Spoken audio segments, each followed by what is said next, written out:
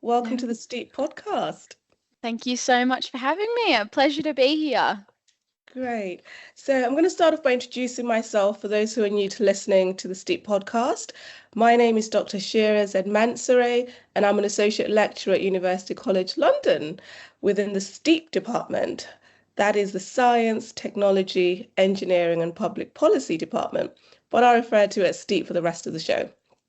I am a lawyer by background and training, and I have come full circle as once I was a master's student at STEaPP, and then I was fortunate enough to secure a sponsorship and scholarship from the Engineering and Physical Science Research Council to study my PhD.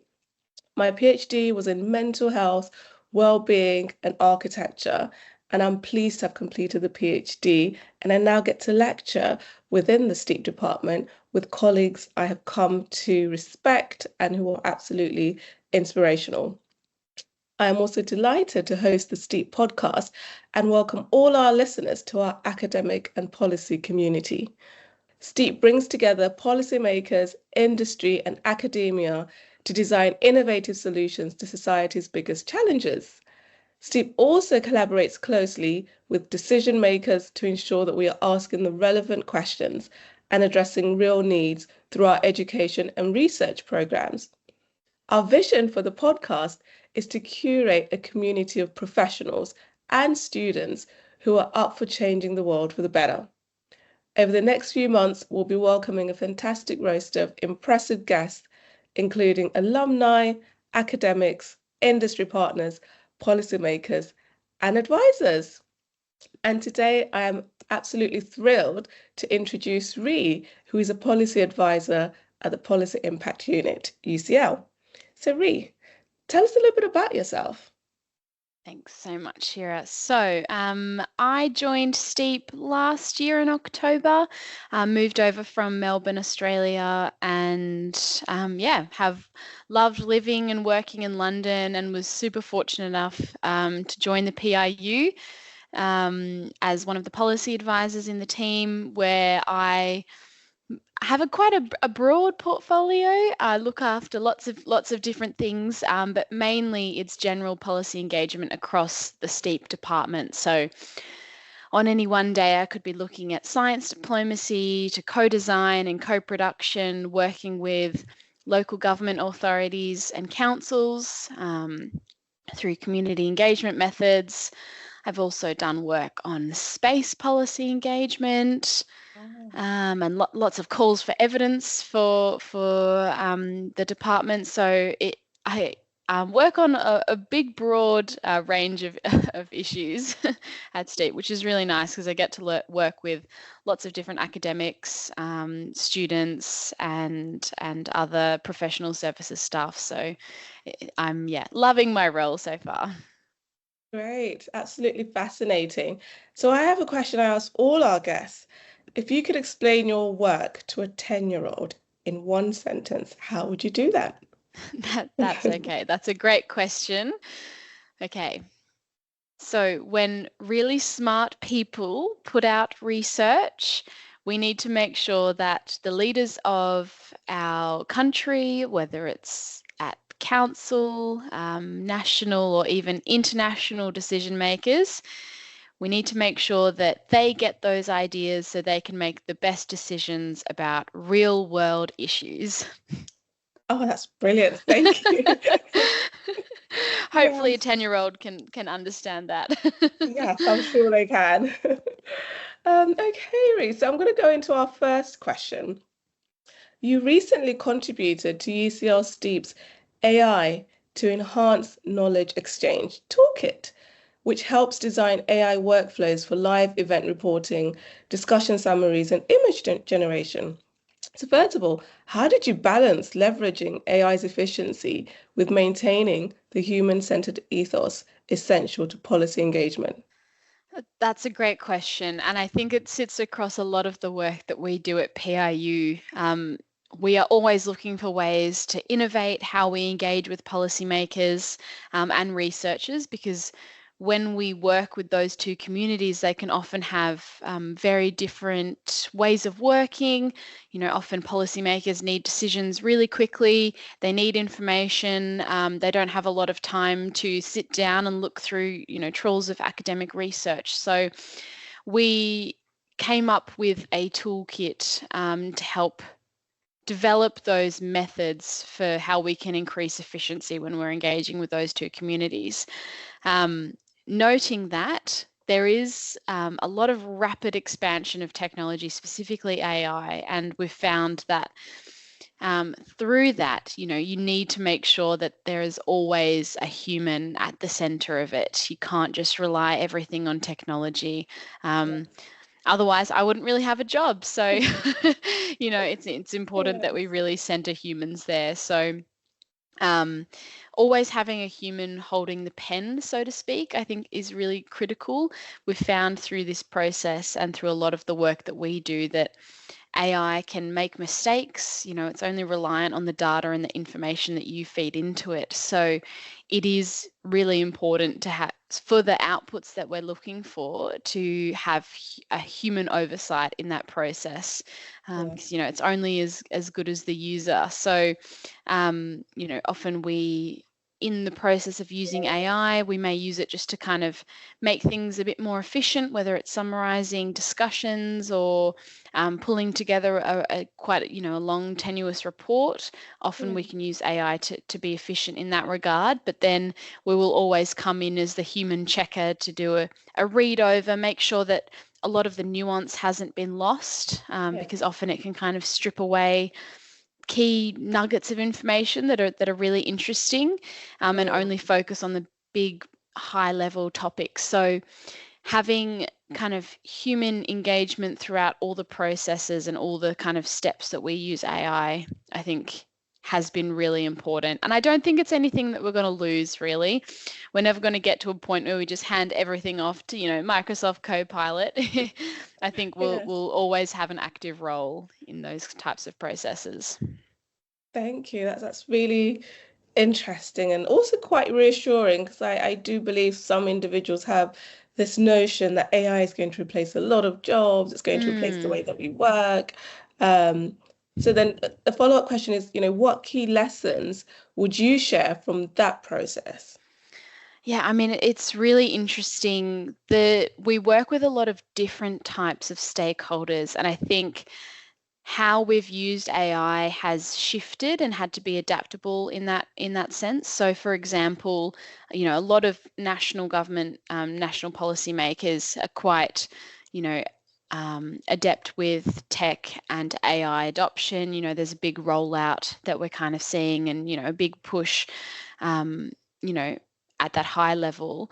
What we've found then, at more of a local level, when we've been using AI to enhance academic policy engagement with community members and local government, is there might be they might not have as full of a understanding of what AI is, so there's that lack of trust and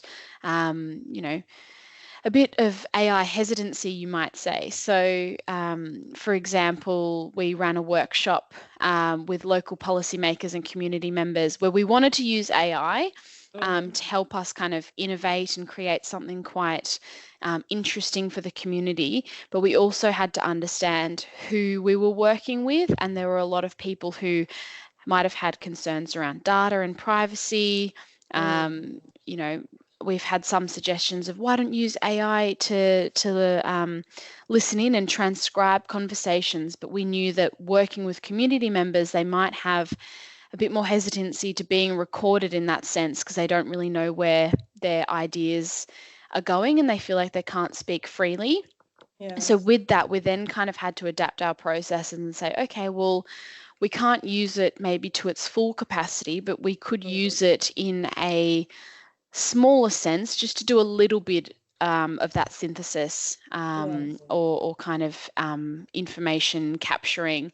And I think then being able to communicate that to the community and those people we were working with was really important. So then they knew that, and they had trust in us, so their opinions weren't going to be floating off in the ether and, under some big tech giant who you don't know where your data's going to.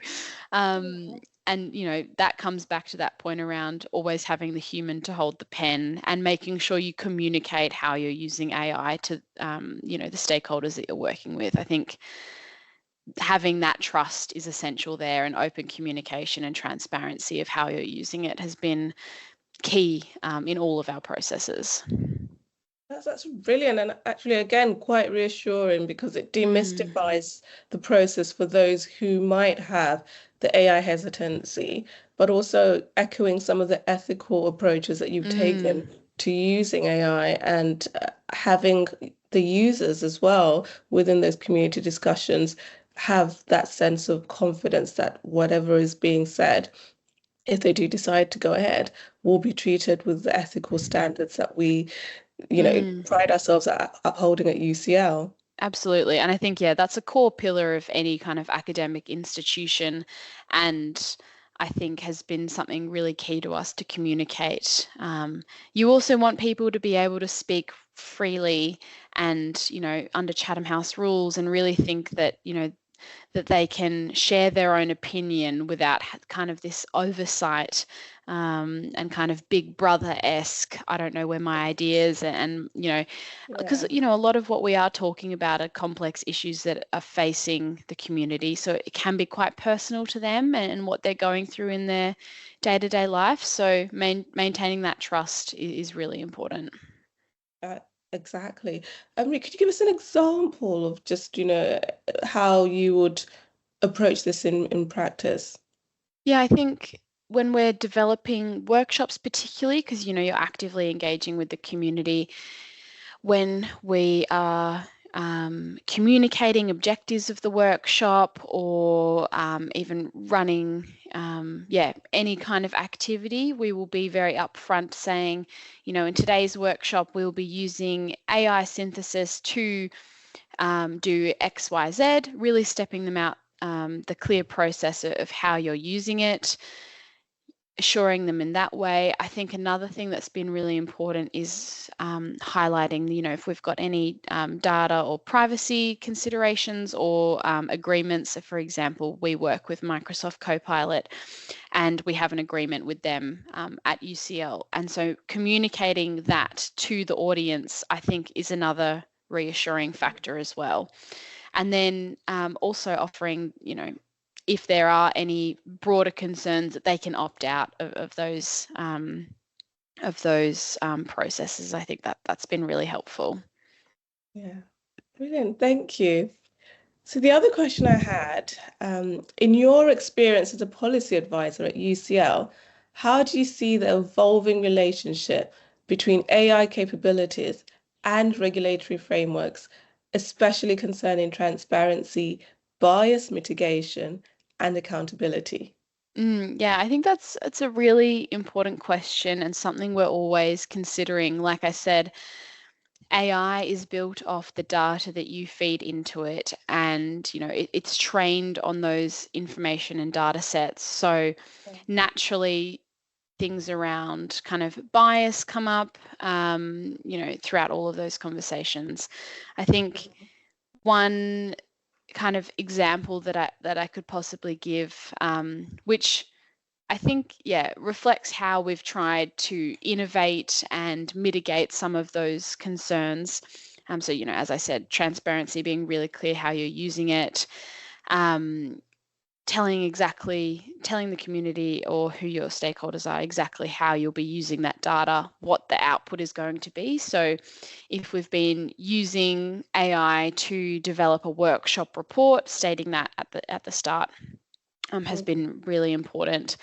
One kind of, it's kind of, I suppose, an interesting anecdote is we ran a workshop doing live AI synthesis of kind of key discussions to we used that to develop an image which we would play back to the community. The stakeholders that we were working with in this particular workshop was around health policy and health innovation. And so we used AI, fed in all of the kind of key discussion points and asked it to develop an image based on the discussion.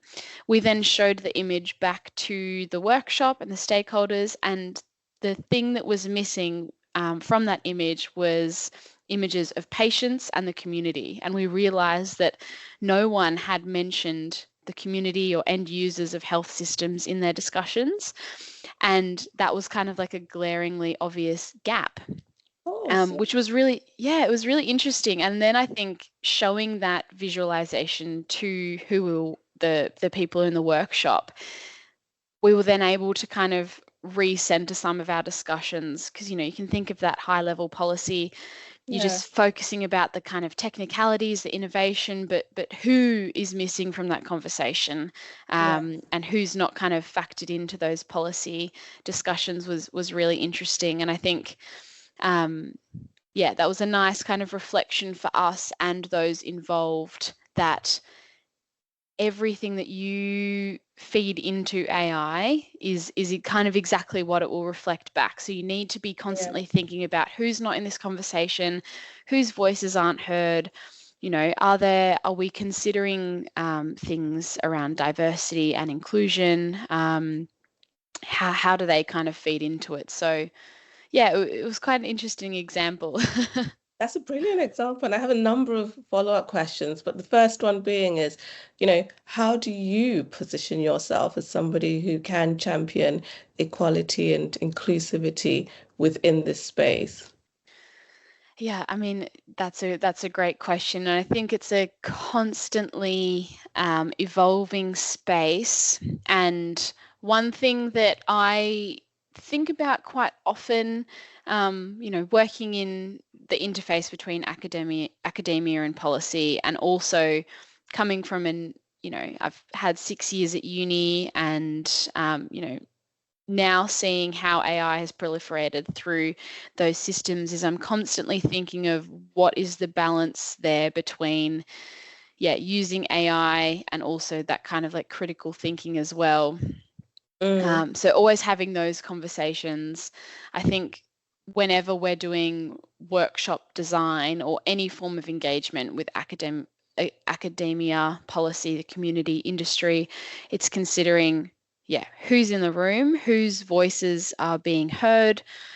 These complex policy issues have, layers and layers of considerations. And I think intersectionality is a core one for me. So always thinking about who's in the room, do we have diverse voices, what's the policy issue, who is it affecting? Is it, a policy issue that is being discussed and deliberated by the global north, but then we don't have but its impacts are on the global south, but we don't have any of those voices in the room.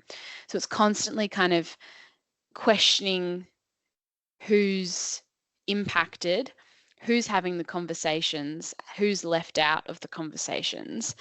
And because, then as a result, if you're using technologies like AI, you're filtering it in that information, and there might be kind of key stakeholders and partners that haven't been consulted in that process. So constantly having that kind of like self-evaluation of those intersecting issues has been really important. No, thank you. That's a brilliant answer. And I think for me, being somebody who comes from the global south, and my research has touched heavily on inclusion and ensuring that we do provide that access that is needed, because access can come in different forms. But now, in the wake of AI, access is actually becoming more elusive for those individuals who are already excluded from participation in, for example, academia, and now they were excluded in participation in policy engagement. But now what about being excluded in technology and AI? So there's this perpetual exclusion that's happening, whether consciously or subconsciously, so much so that marginalized individuals have become more disillusioned with these institutions and don't want to be exploited anymore. So, just again, reflecting on my own research in this space and how I have come to empathize with these actors, but also really advocate for them and assure them that there are certain spaces. Like you said, the PIU has taken very clear steps to provide inclusive engagement, but how do we ensure that more individuals are aware of this? Absolutely. And I think, yeah, there's some fantastic people who work in the department and we have such a strong pillar of diversity and inclusion across the department. And so, through those discussions, kind of tangentially, I think that has made our job more reflective of how we can include more diversity and into what we're doing, especially in the technology that we use and the people that we engage. I think, it's critical to reflect on your own background and context and, kind of avenues of knowledge and where you come from and how you develop knowledge and your own kind of experiences in that form. But then also thinking about the complex policy issues that we're working on. It's not, it's not a cookie cutter response. All of the policy issues, whether it's health, vaccines, emerging technologies, climate change, the overlay of intersectionality and the kind of flow-on effects for these really complex issues are only exacerbated, for the most marginalized groups. And I think having that constantly as like an interrogation tool for yourself is really important because, we're giving all this information to policymakers, but, they also come from their own backgrounds as well. And I think it's just also, yeah, it's a really, it should overlay everything essentially. And I think it comes down to, yes, us as individuals to have that interrogation internally and also then be able to translate that into, okay, so how can we influence change? What's next? How does this, tie into our research? How can we communicate those challenges and those considerations to policymakers? Yes, thank you. I think what we are ultimately saying, and I am so pleased that we both are aligned on this, is that access matters. And, proximity to information is just as important as critiquing your exclusive institution. So, fortunately, UCL is quite renowned for being a diverse university, but at the same time, we do have to make those additional steps and take the effort that's needed to ensure that individuals, members of the public, students as well, do get that sense of inclusivity. Absolutely. Right. So looking ahead, what do you envisage as the biggest opportunity and risks for AI adoption in public policy and governance over the next 2 to 3 years? It's a huge question. I think there's, we're only at the real tip of the iceberg here. There are so many opportunities, obviously many risks as well. Yeah. I think in my work and something that I try and think about quite often is that balance between innovation, efficiency, and also a level of critical thinking. We know that policymakers are incredibly busy. Most sectors are trying to find ways to innovate and have, more innovation and more efficiency in their work as well. I think balancing that kind of improved service delivery and efficiency with critical thinking, not losing the human, is key, not just for kind of integrity purposes, but also I think, personally, when I reflect on my academic career and now my professional career as well, I don't want to leverage and lean on AI and technology too much so that I lose out on my own kind of personal critical thinking skills. And I think, I don't work a lot with, students going through university, but seeing the challenges that academia has to, kind of regulate and govern and think about AI for its students, I'm also thinking, what are people missing out on by and not able to develop in their own knowledge and skill set when they are leveraging AI to write essays and to synthesize and kind of think about big world issues and synthesize all of their research. As much as I, didn't, it was quite tenuous when I was studying to do that for all the essays that I was writing. You think about the skills that you're gaining, and those, the critical thinking skills and the ability to synthesize information, I think is key to any workplace. So I think it's that, again, to that self-interrogation point of, am I using it to, make things more efficient, or am I using it because I'm lazy? And how do you kind of balance that? And I think that's a very individual thing as well. And I think it'll be an interesting conversation to have, kind of, as the years go on individually, but then thinking about institutionally in government and policy. Obviously, there is such a turn of ideas and policy that needs to go through. So thinking about how we can leverage that technology effectively and with integrity and ethically is really important. I think another risk, but then also opportunity off the back of that, is how institutions, whether it's academia, policy, government, industry, how they communicate, how they're using that technology to the community, because otherwise you're just going to create a huge gap between users and the kind of high elite of government. If you're not communicating that, it's only going to exacerbate a level of public trust in those institutions, which, at a time where everyone is online, social media is rife with misinformation and, it kind of anti-institution quite narrative you can kind of see percolating in the background.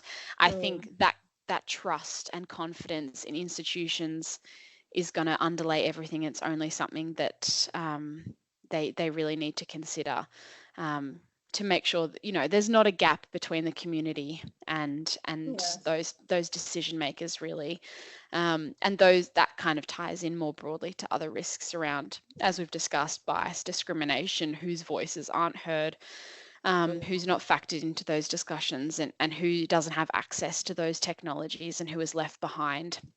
And then kind of, privacy and data considerations as well. So I think, that there's lots of conversations going on at once. I think every risk probably comes with an opportunity, whether it's personal, individual reflection, or at a higher level, more institutional kind of standpoint. Yes, thank you. That's fascinating, and also quite detailed answer. Pulling up on a couple of points you mentioned, for me, what I'm really keen to advocate for is the need for us to display a level of media literacy and discernment. Because in the wake of AI, in the wake of technology and innovation and the different tools, keyword there is a tool. It's supposed to be used to help facilitate something, but it should not necessarily replace that thing entirely. So we need to either champion or echo this media literacy and this. I think we're living in a world where there is so much information. This is more like the infodemic, where there's any information you want now, you can access it via reading a newspaper or social media, or even going online and doing your own research through ChatGPT or So, the follow-up question there is, how do you exercise discernment and also that media literacy, and how would you encourage others to exercise that as well? Absolutely. Yeah, couldn't agree more. I think, considering there's already a pretty big digital divide within the community, within different, global north, global south, across kind of educational backgrounds as well, and access and privilege. I think it all kind of ties in, and there's lots of considerations there as well. But yeah, I think starting at an individual level is also quite an interesting place. Hopefully, maybe some of the listeners can maybe reflect on that as well and see how they kind of use it in their own lives and how they maybe might consider different options or think about how they use those tools. But yeah, it's super fascinating. I could talk about it for hours. Yes, no, it's something that I guess we're both just as passionate about. We are placed in sort of STEaPP and UCL, and these are some of the conversations we are constantly having. How do we teach students as well to have that level of discernment and to be critical thinkers? And these days, I also believe it's not necessarily the information that you're consuming, it's the questions that you're asking as a result of reading that piece of information or listening to it or watching it. So the ability for individuals to be good, not great, just good at asking questions and seeking clarity, and also being more creative in how they are consuming information is going to be very important moving forward. Couldn't agree more. Great. So our final question, and we've touched upon this as well, but just to really wrap up for our listeners, how should policymakers, technologists, or civil society work together to ensure that AI is driven in a way that supports inclusion and equity? I think having a really diverse and kind of connected conversation about it as well, about the impacts, about the effects of AI and technology. What are those pain points? What are the challenges around, bias mitigation, whose voices are heard, the digital divide, things we've kind of touched on. Having those conversations in a really collaborative way is important because often there is that disconnect between policymakers and the end users in the community. And so I think bringing people together to have those discussions is integral to move forward. Often we kind of operate in an echo chamber and we don't have those, opinions of dissent. I think that's something I'm also quite considerate of is, we often work in circles now where like you're aligned to certain political ideologies, or you discuss issues of there's kind of a bit of a sentiment of everyone's a bit unconfrontational, risk averse. They don't want to have those hard conversations. But I think unpacking those is really important, and having it in a collaborative way between all the different sectors and community members is clear, because often you unearth different challenges that you might not have known about. So I think that's really important. That then becomes a bit of a springboard for those opportunities. And I think, given all of this rapid advancement, that's the only way we can move forward, I think. Yeah.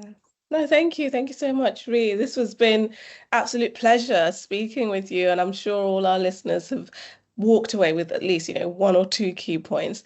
And just to summarize what I've taken away, number one, access matters, being able to be critical about how policymakers, academia, or even industry partners are propelling access to innovation, access to technologies, access to AI is really critical.